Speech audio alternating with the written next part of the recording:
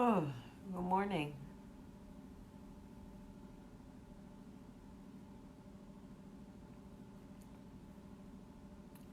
I haven't had any coffee yet, so I'm exhausted. Good morning, good morning. How's everybody doing? Good morning. Good morning. I'm trying to get this in really quick before I have to take the kids to school. I hope everybody slept well. I took mom out for dinner last night, came home and passed out. I was so tired. Um, Many of you have asked how my trip with my mom is going, and I think she did really, really well the first couple of days. Yesterday was rough. There was some sliding back. Hi, cousin Marilyn. I love you. I love you. I hope you're feeling well.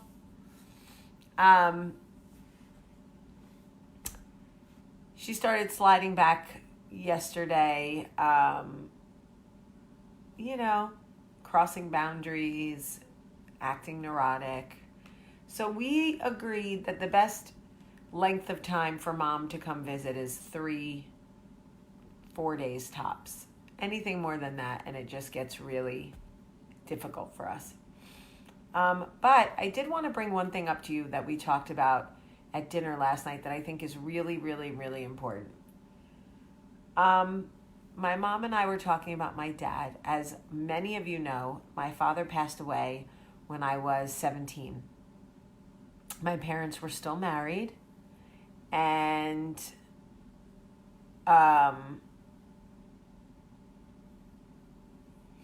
my father died of cancer when just right after my 17th birthday. Anyway, so my mom and I were talking last night, and she got very emotional.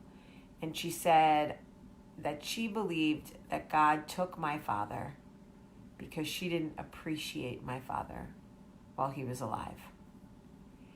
And obviously for me, it's very emotional to see my mom cry about my dad and to hear certain things. And, because even though I'm an adult, I'm still her child and I'm still his child. And to hear her talk about my dad as a husband now at 42, when I have a husband, and I understand how hard it is to be married and how hard it is to always make the right decisions in marriage. And, she started to cry at the table, and she just said, I didn't love him right when he was here, and I think God took him from me. And I said, well, that's not how our God works, And she said, no, he's a vengeful God. I said, well, he is, but that's not how our God works. Our God doesn't kill people to spite other people. That's not, when he says he is a vengeful God, that is not what he means. I said, Mom, he took him from me and from Meredith and Carolyn and from David. What did we do? And she said, well, nothing. I said, right. Daddy smoked. Daddy got lung cancer. We have free will. Daddy didn't have to smoke. He chose to smoke. And unfortunately, he got lung cancer and he died. It was not because you took him for granted. It was not because, and she's bawling. I wasn't a good wife. And so I'm trying to hold it together, right? And I explained to her, if you believe that God is a vengeful God, let me explain to you what that means. Because he is not spiteful, and he does not kill good people to spite other people. That's not how it works. So if you've lost a parent or a child or a sibling or whatever, they didn't die because you're bad. That's not how it works. When God calls people home, it's because he needs them. It's literally that simple.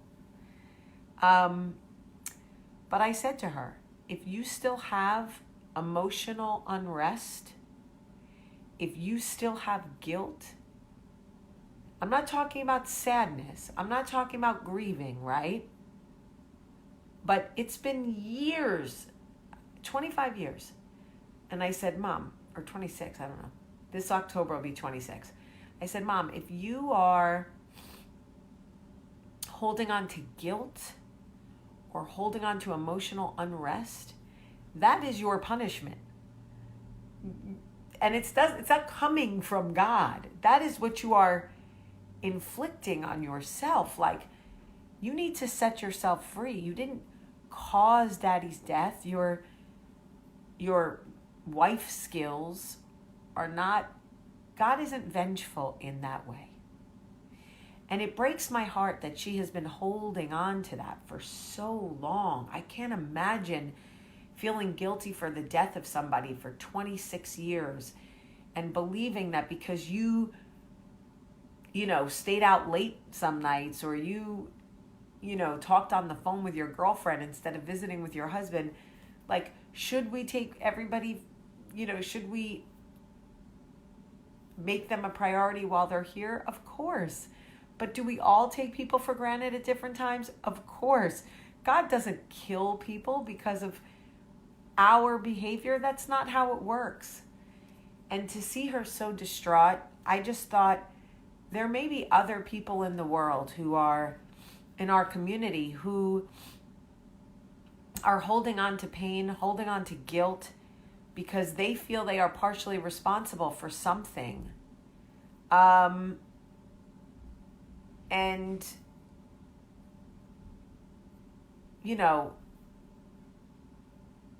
I believe wholeheartedly in God. I believe in his love for his children. And I don't believe that God, he does call us home, but it isn't in spite, ever. It isn't in spite. It is when our time is our time. And, it goes along with the post that I posted yesterday about the child coming into the classroom and saying that their mom died and they had nowhere else to go.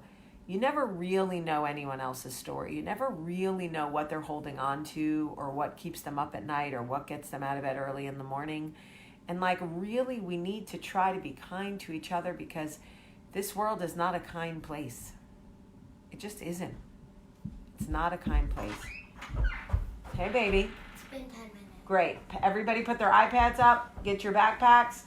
Water bottles. Get in the car, please.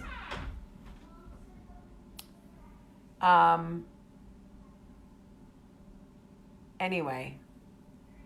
God loves you. He loves you. He does not want you to suffer. He does not want you to feel guilt. He does not want you to have emotional unrest. He wants you to have peace. He wants you to be happy. He wants you to live your life outstanding and use all the tools he gave you. He is vengeful in other ways. He is not vengeful in our... He does not take people we love because we were, had a few months of being ungrateful. That's just not how it works. There's not, and I think today, especially, a lot of people need love. A lot of people need love. So let's go get in the car. Get your backpacks and get in the car. Okay, you're not Max's mom, so you just do what Olivia needs to do. But I love you all very much.